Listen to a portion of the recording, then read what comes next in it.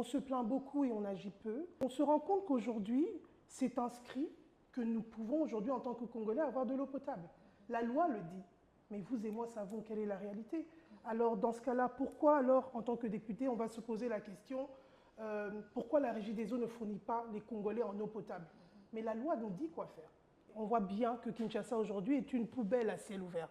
Et il n'est pas normal qu'on attende l'Union européenne, les Japonais, qui sais-je encore, pour venir nous aider à gérer nos propres ordures. Il était important pour moi de transformer ma frustration en action. Donc depuis 2-3 ans, mon équipe et moi avons travaillé sur un plan pour comment diriger Kinshasa. Bonjour chers téléspectateurs de partout où vous nous suivez. Merci de votre fidélité sans cesse renouvelée à nos programmes. Sur ce plateau, je ne suis pas seule aujourd'hui, j'ai une invitée spéciale. Pourquoi je dis spéciale? Vous allez le découvrir au cours de ce magazine. Sans plus tarder, je vais saluer mon invitée, Harmonie Nsinga. Bonjour. Bonjour madame. Madame Harmonie Nsinga, est-ce que vous pouvez parler de vous en quelques minutes? Donc je m'appelle Harmonie Nsinga Moukangula Ngabi.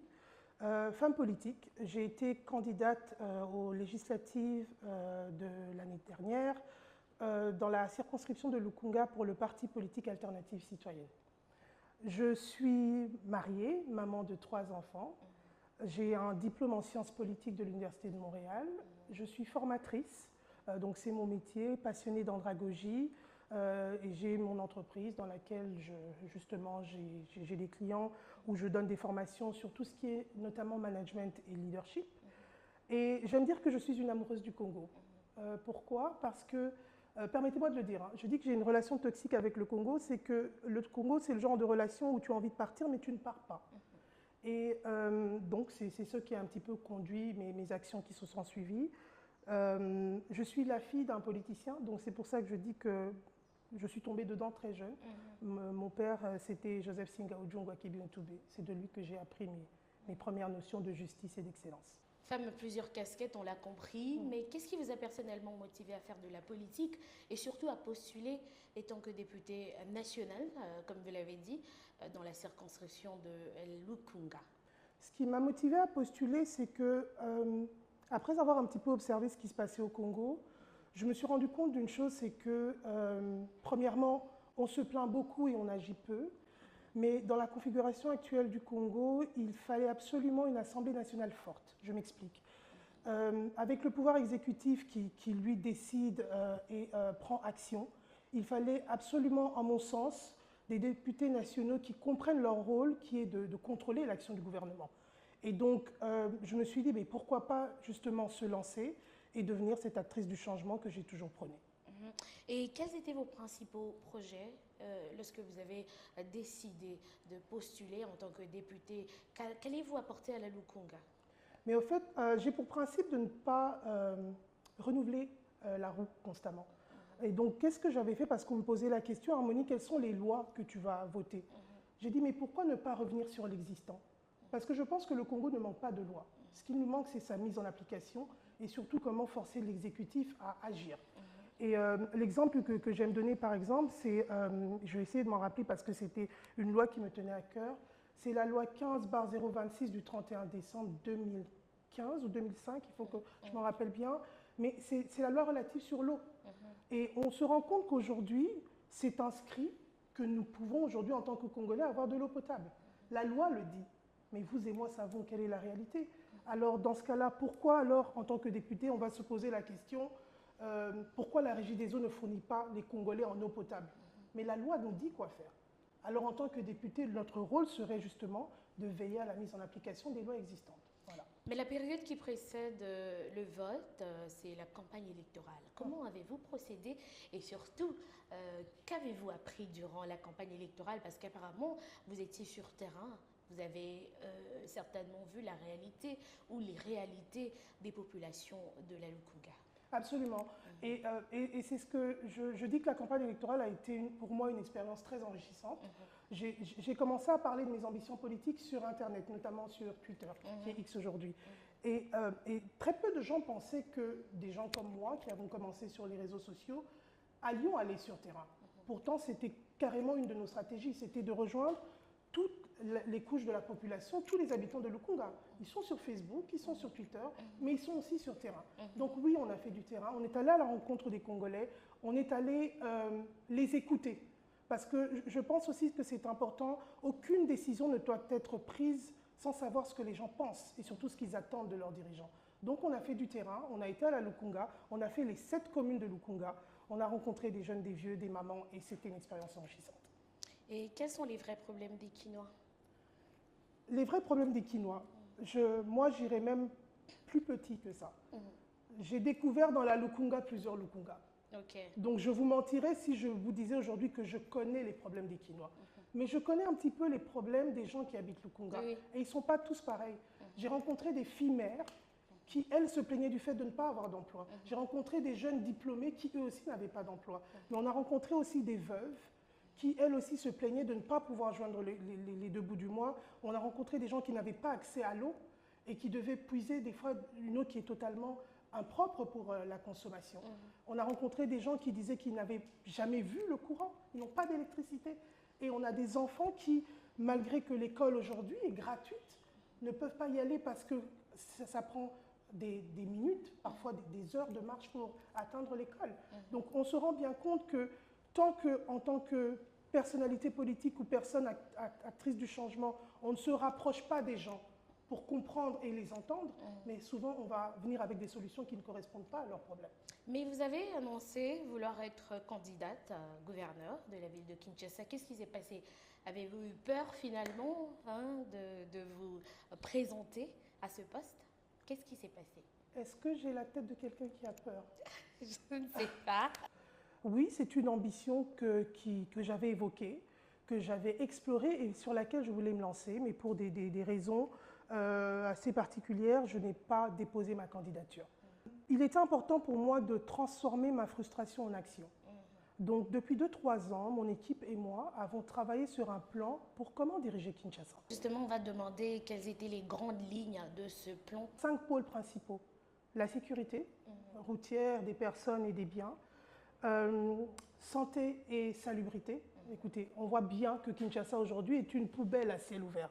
Et il n'est pas normal qu'on attende l'Union européenne, les Japonais, qui sais-je encore, pour venir nous aider à gérer nos propres ordures. Il y a tout ce qui est logement, parce que oui, ça aussi c'est un grand problème pour les Kinois. Infrastructure et transport, est-ce que j'ai besoin de m'attarder là-dessus? Je ne pense pas. Mais il y a aussi tout ce qui concerne l'éducation, la culture et le tourisme. Et ce plan est très intéressant, pourquoi? Parce que il y a quelques points qu'il faut savoir. On a une dizaine d'actions qu'on avait prévues pour les 100 premiers jours en tant que gouverneur. J'insiste. Pourquoi c'est important d'avoir des actions qui marquent le début du mandat? C'est que vous donnez une impulsion et vous envoyez un message aux gens que voici comment le changement va se structurer dans la durée. Il n'est pas ici question de dire que dans les 100 premiers jours, Kinshasa sera transformé à 100%. Mais ce sera important que chaque Kinois s'identifie dans ce processus de changement. Et aussi, ce qui est arrivé, souvent tout le monde se plaint du quinoa. Vous et moi aussi, nous sommes quinoises. Mais dans ce plan, on marque une chose. Avant de corriger, il faut éduquer. Donc pour chacun de nos pôles d'action, nous avons des actions éducatives pour lesquelles, si les gens ne se conforment pas, vient la punition, si je peux l'appeler de cette manière-là. Et dans ce plan, nous insistons aussi sur le besoin de redonner confiance en l'État. Parce qu'aujourd'hui, Kinshasa et le Congo, de manière générale, est dirigé de manière très centralisée, bien que la Constitution dise autre chose. Mais on reviendra sur ça un autre jour. Et dans le plan, ce que nous, on voulait, c'est que le gouverneur ne soit pas tout puissant. Le gouverneur a 24 petits gouverneurs sur lesquels il peut s'appuyer. Et c'est ça, au fait, comment nous voulons diriger Kinshasa. Kinshasa dirigé au plus près des citoyens. C'est important que la personne qui est dans un quartier de Barumbu sache qu'il peut aller à la commune et il trouvera une solution. Nous avons des chefs de quartier, nous avons des conseillers communaux, nous avons des bourgmestres. Mais pourquoi on a toujours l'impression que tout repose sur le dos d'un gouverneur? Mais c'est parce que les gens pensent qu'il faut être omniprésent et omniscient. Moi, je prône ce pouvoir où justement le gouverneur de Kinshasa connaît son rôle, qui finalement devient d'établir la stratégie et la vision et de la diviser en 24. Et dans ce cas-là, rendant chaque bourgmestre responsable de ce qui arrive dans sa commune. Et c'est possible. Nous ne l'avons pas essayé. Et ce plan en parle dans les détails. Vous parlez de l'emploi. Comment peut procéder un gouverneur pour créer de l'emploi ici à Kinshasa, puisque vous avez dit que plusieurs jeunes se sont plaints lorsque vous êtes allé à leur rencontre qu'il n'y avait pas d'emploi. Comment pouvait procéder ou peut procéder le prochain gouverneur pour créer? Question très pertinente. Et justement, dans le programme de gouvernorat que nous avons mis en place, nous voulons faire de la ville de Kinshasa le premier employeur dans la ville. Très ambitieux. Pourquoi? Parce que je vais juste prendre l'exemple dans un des pôles qui est la salubrité et la santé. Il existe 35 zones de santé à Kinshasa. Imaginez que l'on arrive à créer 2, ou même pas, une seule clinique, polyclinique dans chacun de ces centres, dans ces zones de santé. Mais on crée des emplois directs et indirects. Le personnel qui doit s'occuper de tout ce qui est ménage, le personnel médical qui existe déjà, ce sont déjà des emplois que l'on peut créer de manière directe. Mais ça encore, je ne vous ai donné qu'un point. Mais pour chacun des pôles que l'on a développés dans ce programme, on vient avec des idées qui sont très viables. Hein. Ce n'est vraiment pas quelque chose qui relève de l'utopique. C'est vraiment des idées qui sont très viables et qui vont permettre aux Kinois de travailler pour leur propre ville. Et dans ce cas-là, imaginez ce que ça va faire. On aura finalement des Kinois qui seront fiers de leur ville et qui seront fiers d'apporter leur pierre à l'édifice. Que reprochez-vous au chef de l'exécutif provincial de Kinshasa? Est-ce que, selon vous, à votre fondement, votre avis, il a bien géré cette ville? Est-ce que Kinshasa est vivable? Est-ce qu'on peut se dire aujourd'hui qu'on est fier d'habiter à Kinshasa? J'ai envie de poser cette question à n'importe quel Kinois. Êtes-vous fier d'habiter à Kinshasa dans son état actuel? Je vais répondre pour moi et je pense que c'est le cas de plusieurs Kinois. Kinshasa est invivable. Kinshasa est sale. Nous vivons constamment dans les embouteillages. Nous vivons dans une promiscuité qui rend la vie difficile. Et donc, je pense que les choses peuvent être mieux faites. Et donc, dans ce cas-là, je pense que ce que je reproche à l'exécutif kinois, c'est de ne pas avoir fait assez au regard des moyens disponibles pour développer cette ville. Vous avez avorté l'idée de vous présenter à la tête de la ville de Kinshasa, mais entre-temps, que faites-vous pour les Kinois à votre niveau? Je ne suis pas candidate gouverneur. Qu'est-ce que je fais pour les Kinois? Déjà, j'essaye d'être une bonne citoyenne. C'est dur. Vous habitez à Kinshasa. Il y a tout ce qui est embouteillage. Donc, la simple chose de ne pas faire de deuxième fil, pour moi, c'est déjà un exploit. Et ce que je fais aussi, c'est qu'autour de moi, j'essaye de sensibiliser sur une chose importante, c'est aussi le devoir du citoyen.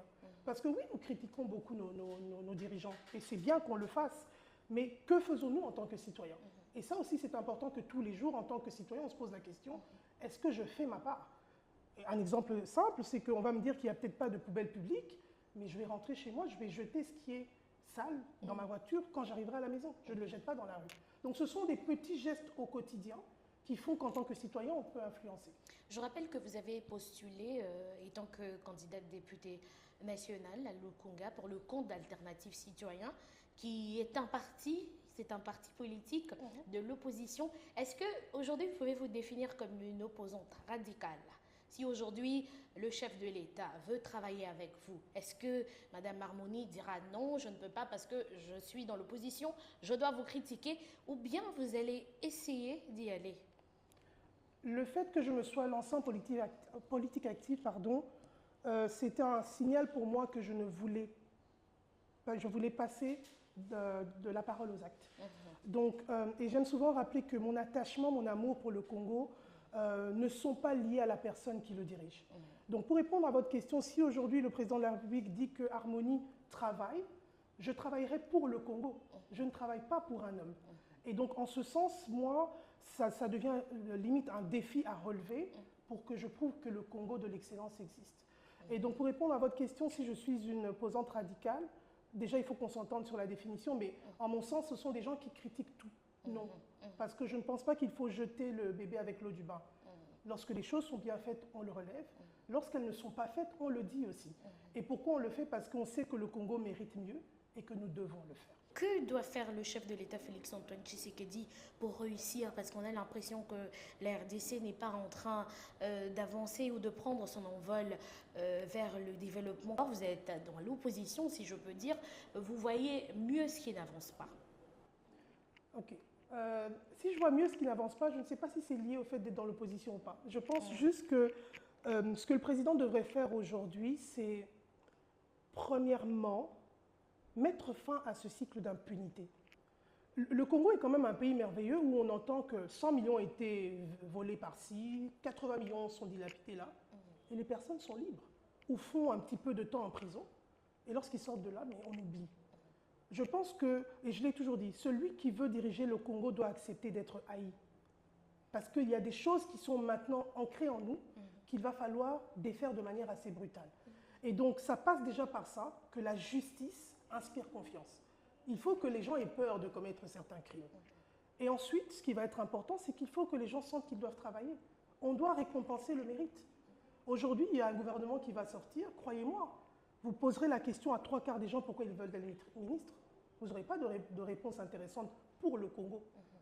Les gens y voient d'abord un intérêt personnel. Et pourtant, aujourd'hui, les Congolais attendent que les choses soient faites et qu'ils se retrouvent au cœur de nos décisions. Donc le travail et le mérite, et mettre fin à l'impunité. Mettre fin à l'impunité, à tout moment on parle de changement de la classe politique.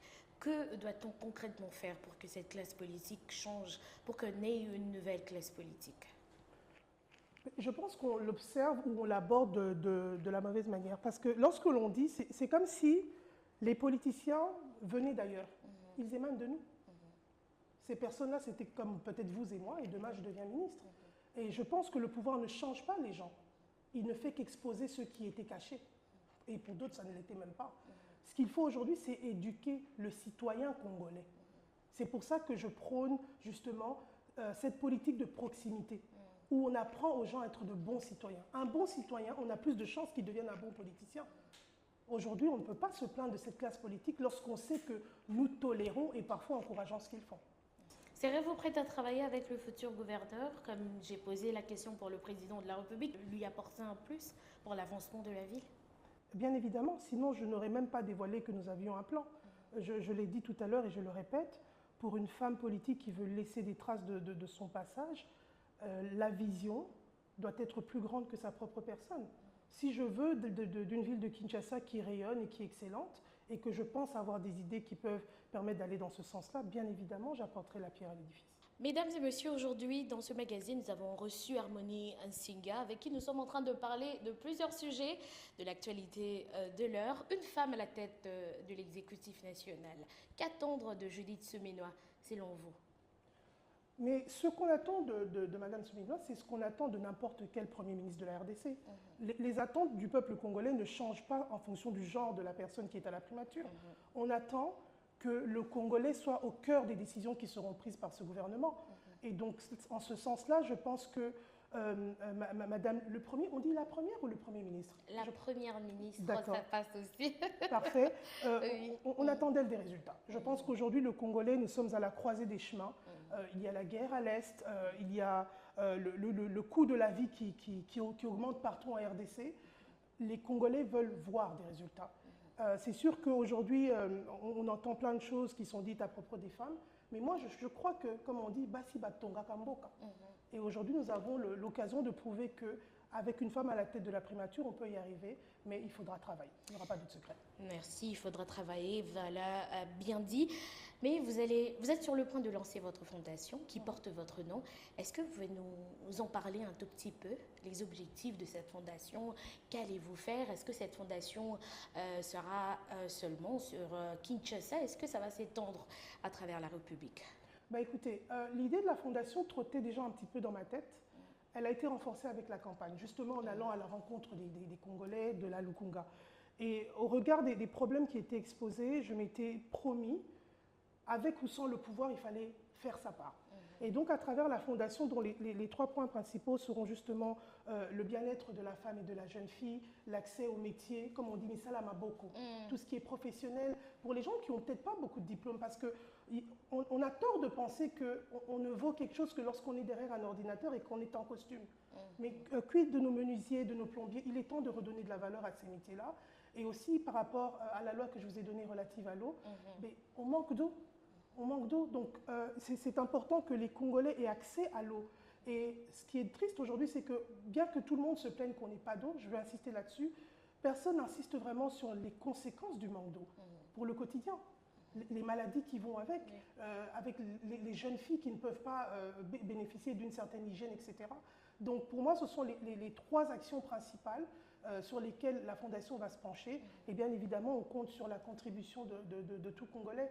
Est-ce qu'on va s'étendre à travers la République? Seul le temps nous le dira. À quand le lancement de la fondation? Vous serez informé en temps et heure. Est-ce qu'on doit vous attendre en 2028 à la présidence ou encore aux législatives nationales? J'aime souvent dire en lingala, avenir est de Nzambe. Je ne limiterai pas mes ambitions, mais écoutez, on ne sait jamais. On en parlera. On en parlera dans le futur. Le futur nous donnera raison, comme vous dites. Vous avez un message particulier à lancer aux Congolais, aux Quinois en général, surtout à la population de l'Est qui est meurtrie par la guerre. Le message est le suivant. Congolais, Congolaises, c'est que il est arrivé le moment où on doit chacun prendre ses responsabilités et surtout faire comprendre à nos dirigeants qu'il est temps pour eux de se mettre au service des Congolais. Souvent, j'aime dire que notre silence est la force de ceux qui ne travaillent pas pour le Congo. À force d'encaisser et de laisser les choses faire, on a peut-être donné l'impression que nous ne méritions rien et que nous n'exigeons rien. Donc aujourd'hui, je pense que chacun de son côté doit aussi revenir, je l'ai dit tout à l'heure, sur les devoirs du citoyen. Qu'est-ce qu'un citoyen doit faire? Mais aussi, quelles sont les responsabilités, mais quels sont aussi nos droits? Vous demanderez à n'importe quelle personne que dit la Constitution sur tel sujet. Les gens ne le savent pas. À nous aussi de nous documenter et d'apprendre ce qui est à nous, et c'est de cette manière-là que nous deviendrons de plus en plus exigeants. Et une dernière chose, mettons-nous au travail. Je suis contre, et je m'insurge contre ce que j'appelle la chance et l'okopambasi. La chance et l'okopamba ne nous mènent nulle part. Et c'est ça qui fait qu'on a donné l'impression que sans talent, sans effort, on peut arriver à quelque chose. Remettons le travail et le mérite au centre de nos actions et on pourra développer le Congo. Madame Harmonie Singa est contre la chance et l'okopamba. Mesdames, Messieurs, c'est un plaisir de vous savoir nombreux à suivre ce programme. J'espère que vous serez désormais une habituée de ce plateau. Si vous m'invitez, je reviendrai avec plaisir. Merci pour l'autorisation. Merci beaucoup à toute l'équipe technique. Quant à moi, je vous retrouve très bientôt avec le même plaisir. Au revoir.